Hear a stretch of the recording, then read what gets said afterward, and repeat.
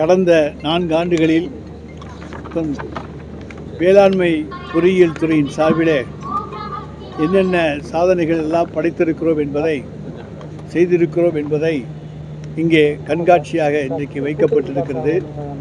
வேளாண் விவசாய பெருமக்களுக்கு உதவுகின்ற வகையிலே அவர்களுக்கு இந்த கண்காட்சி ஏற்பாடு செய்யப்பட்டிருக்கிறது.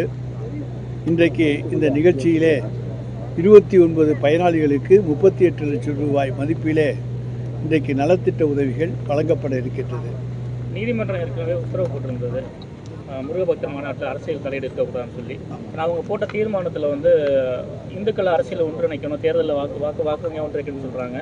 இந்து விரோதிகளுக்கு ஓட்டு போடக்கூடாதுன்னு சொல்கிறாங்க. இங்கே இருக்க எல்லாருமே இந்துக்கள் தான். சின்னத்துறையும் இந்து தான், நானும் இந்து தான், நம்ம சேர்மனும் இந்து தான், இங்கே இருக்கக்கூடிய பிஆர்ஓ அரசு அதிகாரிகள் எல்லாரும் இந்துக்கள் தான். இந்தியாவில் இந்துக்களுடைய எண்ணிக்கை தான் அதிகம். எனவே இந்துக்களுக்கு பாதுகாப்பு என்பதை விட சிறுபான்மையினருக்கு தான் பாதுகாப்பு வேண்டும் பெரும்பான்மையினரிடத்திலிருந்து.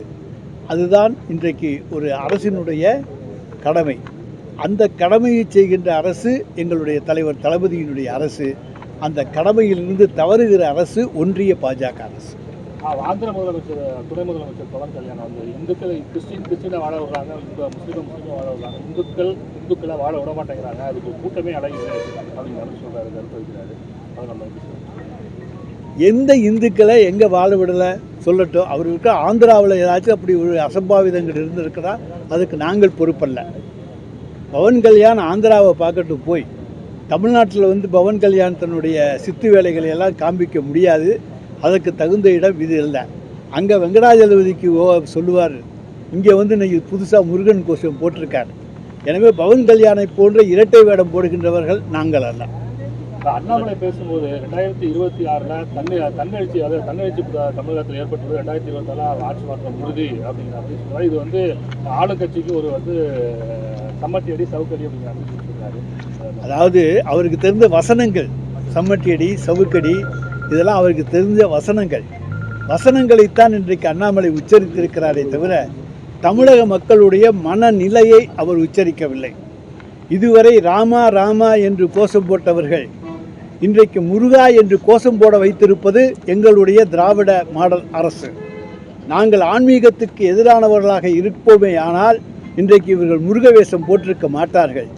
ஆன்மீகம் இங்கே தலைத்திருக்கிறது என்கின்ற காரணத்தாலே தான், அதுவும் முருகனுக்கு தமிழ் கடவுள் முருகன் அதை தமிழர்களுடைய இதயத்தில் ஏந்தி இருக்கிறார்கள் என்கின்ற காரணத்தால் தான் இன்றைக்கு முருக பக்தர் வேஷத்திலே வந்திருக்கிறார்கள்.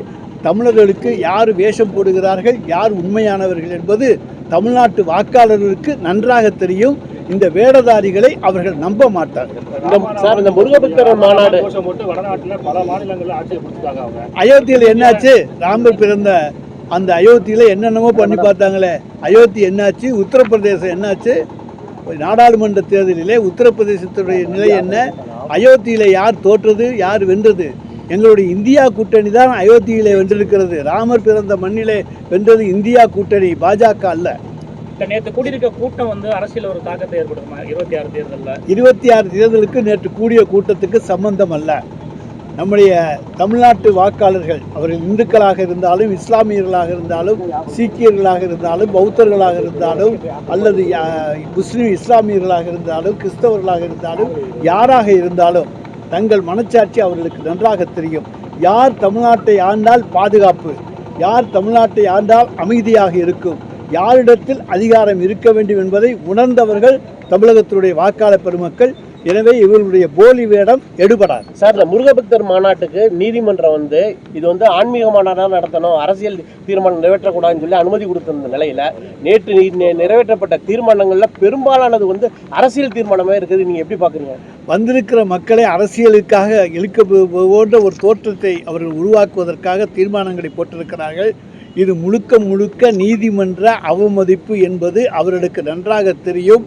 ஆனாலும் துணிச்சலோடு செய்யக்கூடிய தைரியம் ஒன்றிய அரசு தங்கள் கையிலே இருக்கிறது என்கின்ற காரணத்தாலே.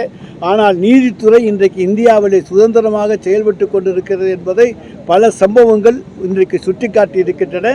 இதிலும் நீதித்துறை நடுநிலைமையோடு செயல்பட்டு யாரெல்லாம் அரசியலுக்கு அங்கே தீர்மானங்கள் கொண்டு வந்தார்களோ அவர்கள் மீது தானாகவே முன்வந்து வழக்கு நீதிமன்ற அவமதிப்பு வழக்கை நீதித்துறை எடுக்கும். இல்லை, இன்னொரு ஐயம் எழுந்திருக்கு. தமிழ் கடவுள் முருகனை வந்து அவங்க ஐக்கான் ஆக்கிடுவாங்களோ இல்லை கொண்டு போயிடுவாங்களோ அப்படின்னு ஒரு சந்தேகமும் இருந்திருக்கா சொல்கிறாங்க.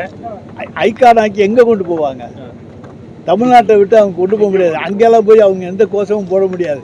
ஆந்திராவில் போய் வெங்கடாஜலபதியை விட்டுட்டு வேறு எந்த கோஷமும் போட முடியாது. அதுபோல் ஒவ்வொரு மாநிலத்தையும் ஒவ்வொரு கோஷம் இருக்குது. மைசூரில் சாமுண்டீஸ்வரிக்கு தான் கோஷம் போட முடியும். கேரளாவில் ஐயப்பனுக்கு தான் கோஷம் போட முடியும். அதனால முருகனை வந்து தமிழ்நாட்டை விட்டு வேறு எங்கேயும் கடத்திக்கிட்டு போக முடியாது. அவர் நம்மள்கிட்ட தான் இருப்பார், நம்மளோட தான் இருப்பார். தமிழகத்தில் உள்ள கோயிலிருந்து இந்து சமயத்தை வெளியிடணும்னு தீர்மானம் நிறைவேற்றிருக்காங்க. அது போல் ஒரு பைத்தியக்காரத்தனம் வேறு எதுவும் கிடையாது. இந்து சமய அறநிலையத்துறை என்ற ஒன்று அமைப்பு இருக்கின்ற காரணத்தால் தான் இன்றைக்கு ஆலயங்கள் சிறப்பாக நிர்வகிக்கப்படுகின்றன. எந்த காலகட்டத்திலும் இல்லாத அளவுக்கு 2000க்கு மேற்பட்ட ஆலயங்களுக்கு திருப்பணி செய்திருக்கிற ஆட்சி திராவிட மாடல் ஆட்சி, எங்களுடைய முதலமைச்சர். இந்த கூட்டத்தில் வந்து அதிமுகவோட முன்னாள் அமைச்சர்கள் பங்கேற்றிருக்காங்க. எப்படி பார்க்குறீங்க? வெட்கக்கேடான விஷயம். இயற்கை வளங்கள் துறையில் வந்து நீதிமன்றம் ஒரு இது கேட்டிருக்காங்க, பதில் கேட்டிருக்காங்க அரசுக்கு. அரசு அதிகாரிகள் அமைச்சர்களுக்கு கொஞ்சம் அதிகாரிகளுக்கு வழங்கணும்னு சொல்லி குவாரி உரிமையாளர்கள்ட்ட பல்வேறு கட்டுப்பாடுகள் விதித்து இது பண்ணுறாங்க, வசூல் பண்ணுறாங்க. ஒரு நீதிமன்றத்தில் ஒரு வழக்கு போய் எந்த குவாரி உரிமையாளரிடம் நாங்கள் கட்டாயப்படுத்தி வசூல் பண்ணோம்னு யார் வந்து சொன்னாலும் நாங்கள் நடவடிக்கை எடுப்பதற்கு தயாராக இருக்கிறோம். இன்றைக்கு ஒன்றிய அரசாங்கமும் உச்சநீதிமன்றமும் சொல்லிய அறிவுறுத்தலின்படி தான் லேண்ட் பேரிங் டேக்ஸ் போன்றவையெல்லாம் போடப்பட்டிருக்கிறதே தவிர அந்த டேக்ஸை தான் நாங்கள் வசூலிக்கிறோமே தவிர கூடுதலாக எந்த கட்டணமும் யாரிடத்திலிருந்து வசூலிப்பதில்லை. ஆதாரம் இருந்தால் கொடுங்கள், துறையினுடைய அமைச்சர் என்கிற முறையிலே நான் நடவடிக்கை எடுப்பதற்கு தயாராக இருக்கிறேன். முருகன் மாடலில் அதிமுக அமைச்சர் கலந்து கொண்டது மட்டுமல்லாமல் பெரியார் குறித்தும் அதே போல் அண்ணா குறித்தும் விமர்சனம் செய்யும் போது செஞ்சு குறும்படம் வெளியிடும் போது அமைதி காத்திருக்காங்க. அதை நீங்கள் எப்படின்னு பார்க்குறீங்க? அவங்க அண்ணா திராவிட முன்னேற்றக் கழகம் என்கின்ற பெயரை வைத்துக் கொள்வதற்கே தகுதியற்றவர்களாக ஆகிவிட்டார்கள். திராவிடத்தை வீழ்த்துவோம் என்று சொல்லித்தான் இந்த முருகன் மாநாட்டை நடத்தி இருக்கிறார்கள். அவருடைய கட்சியினுடைய பெயரிலேயே திராவிடம் இருப்பதை எடப்பாடி பழனிசாமி தூக்கத்தில் இருக்கின்ற பொழுது அவர் மறந்துவிட்டார். மற்றவர்களும் இன்றைக்கு மறந்துவிட்டு பாரதிய ஜனதாவினுடைய கொத்தடிமைகள் நாங்கள் என்பதை அவர்கள் இன்றைக்கு நிரூபித்திருக்கிறார்கள். தமிழ்நாட்டில் கிடைத்திருக்கிற அருமையான அடிமைகள் அவர்கள். பள்ளிக்கு செல்லும் மாணவர்கள் உத்தராட்சம் அணிந்தும் திருநீர் அணிந்தும் போகணும் அப்படின்னு சொல்லி அண்ணாமலை பேசியிருக்காரு அதே முருகன் மாநாட்டில். அவர் அதெல்லாம் அவருடைய மாநிலங்களை போய் நடைப்படுத்தி காமிக்கட்டும். இங்கே நாங்கள் எந்த விதமான மத கலாச்சாரத்துக்கும் இடம் கொடுக்க மாட்டோம். எல்லா மாணவர்களும் ஒன்று, அவர்கள் அண்ணன் தம்பிகளாகத்தான் தமிழ்நாட்டினுடைய பள்ளிகளிலும் கல்லூரிகளிலும் இருக்கிறார்கள். எல்லா மாநிலத்திலும் கலாட்டாவை உருவாக்கி, அங்கே பயங்கரவாதங்களை உருவாக்கி, சண்டை சச்சரவுகளை உருவாக்கி, அதிலே சந்தடி சாக்கிலே நுழைந்தார்கள். இங்கே அப்படி நுழைவதற்கு இந்த திராவிட மாடல் அரசு பாரதிய ஜனதா கட்சியை எந்த காலத்திலும் அனுமதிக்காது, அடித்து விரட்டப்படுவார். நீதிமன்ற உத்தரவு மீறி இருக்காங்க, அதாவது அரசியல் சார்ந்த எதுவும் இருக்கக்கூடாதுன்னு எலெக்ஷன் போது அவங்களுடைய கோரிக்கை சொல்வது இயற்கை. அது கடைசியா முடிவு நிறைவேற்றல. நாங்க பிரச்சாரத்துக்கு போக முடியல, பொதுமக்கள் எங்கள்கிட்ட கேட்கறாங்க மாதிரி சண்முகம் வார்த்தை விடுறாரு. அடுத்து திரும்ப அப்புறம் அவர் கூடுதல் சீட்டு கேட்போம்னு சொல்ற போதே அவர் இந்த கோரிக்கைகளை நிறைவேற்றவில்லை என்பது அடிபட்டு போய்விட்டது. நாங்கள் நிறைவேற்றி இருந்தால் தான் மக்களை சந்திக்க முடியும். கூடுதல் சீட்டு வாங்கி மக்களை சந்திக்க வேண்டும் என்று சொன்னால் இந்த அரசு சிறப்பாக செயல்பட்டு இருக்க வேண்டும். இந்த அரசு சிறப்பாக செயல்பட்டு இருக்கின்ற காரணத்தாலே தான் அவர்கள் கூடுதல் சீட்டு கேட்கவே வர்றாங்க. தமிழிசை சவுந்தரராஜன் ட்ரிபிள் இன்ஜின் சர்க்கார் அமையும் அப்படின்னு சொல்லியிருக்காங்க. தமிழிசை சவுந்தரராஜன் தமிழ்நாட்டில் ட்ரிபிள் இன்ஜின் சர்க்கார் அமையும்னு சொல்லியிருக்காங்க. அதை எப்படி நான் பார்க்குறேன்? அது அவங்க அண்ணா திராவிட முன்னேற்ற கழகம், பாரதிய ஜனதா கட்சி, மற்ற கட்சிகள் எல்லாம் நினச்சி சொல்லியிருக்காங்களோ, இல்லை அவங்க சிடிஎம் எல்லாம் நினச்சி சொல்லியிருக்காங்களோ என்னவோ. ஆனால் இங்கே எப்போவுமே சிங்கிள் இன்ஜின் தான், ஒரே இயக்குவர் தான், எங்களுடைய தலைவர் தளபதி தான். மற்றவர்கள் எங்களுக்கு தோழமையோடு இருப்பார்கள். அந்த நம்பிக்கை எங்களுக்கு உண்டு. எங்கள் தோழமை கட்சிகள் மீது எங்களுக்கு நம்பிக்கை இருக்கு. கடுமையாக பாதிக்கப்பட்டிருக்கு. மீண்டும் தமிழ்நாட்டில் மணல் இல்லாதனால கட்டுமான பணிகள் கடுமையாக பாதிக்கப்பட்டிருக்கு. மீண்டும் தமிழ்நாட்டு மணல் குவாரிகள் திறக்க வழிவகை உச்ச நீதிமன்றம் தற்பொழுது திறப்பதற்கு அனுமதி கொடுத்திருக்கிறது. அதன் அடிப்படையில் பொல்யூஷன் கண்ட்ரோல் போர்டில் சுற்றுச்சூழல் அனுமதி பெற்று அதற்கு பிறகு சட்டப்படி மணல் குவாரிகள் திறக்கும். கூட்டணி கட்சிகள் சார் சீட்டு கேட்டு ஒருத்தவங்களும் 12 சீட்டு 40 சீட்டுன்னு டிமாண்ட் வைக்கிறாங்க சார். அது இயற்கை சார். என்றைக்குமே தேர்தலுக்கு முன்னால் அவங்கவுங்க கோரிக்கைகளை வைப்பது இயற்கை. அவங்களுடைய கோரிக்கை அது. முடிவில் கடைசியாக எல்லாரையும் உட்கார்ந்து பேசி சமாதானப்படுத்தி ஒரு நிலைப்பாட்டை கொண்டு வர வேண்டியது எங்களுடைய தலைவர். அது நிச்சயமாக இந்த கூட்டணிக்கு தலைமை தாங்குகிற எங்களுடைய தலைவர் தளபதி அவர்கள் நியாயமாக நேர்மையாக எல்லோரையும் அரவணைத்து அந்த கூட்டணியை வெற்றிகரமாக நடத்தி செல்வார். 2026 எங்களுடைய கூட்டணி தான் வெல்லும். திமுக கூட்டணியில் புதிய கட்சியில் இணைப்பதற்கான வாய்ப்புகள் இருக்கா? ஏன்னா பாட்டாளி மக்கள் கட்சி ராமதாஸ் வந்து திமுகவோட கூட்டணி போங்கிற சார், மனது இருக்கிறது இடமில்லை. எங்களுக்கெல்லாம் மனசு இருக்குது, இன்னும் நிறைய பேர் சேர்த்துக்கணுன்னு அவங்களும் கேட்குறாங்க. இங்கே யாரை நாங்கள் விடுறது, யாரை சேர்க்கிறது? அதனால எங்களுடைய தலைவருக்கு மனம் இருக்கிறது. ஆனால் இடம் இருந்தால் நிச்சயமாக அவர்களையும் அவர் அனுமதிப்பார். யாருக்கெல்லாம் அவங்களுக்கு இடம் கொடுக்க முடிச்சு சேர்த்துக்க முடியும்னு நினைக்கிறாரோ அதை அவங்க அனுமதிக்கிற உரிமை எங்களுடைய தலைவர் ஒருவருக்கு தான் உண்டு. இதை நாங்கள் சொல்கிறதுக்கு எங்களுக்கு உரிமை கிடையாது. கடைமடை விவசாயிகள் அறுவடை வரையும் குறுவை சாகுபடிக்கு தண்ணீர் அரசு உத்தரவாதம் கொடுத்தா மட்டும்தான் குறுவை சாகுபடி செய்யப்படும்னு சொல்லியிருக்காங்க. இப்போ இன்னைக்கு நாகுடிக்கு தண்ணீர் வந்துருச்சு. இன்னைக்கு என்ன தேதி?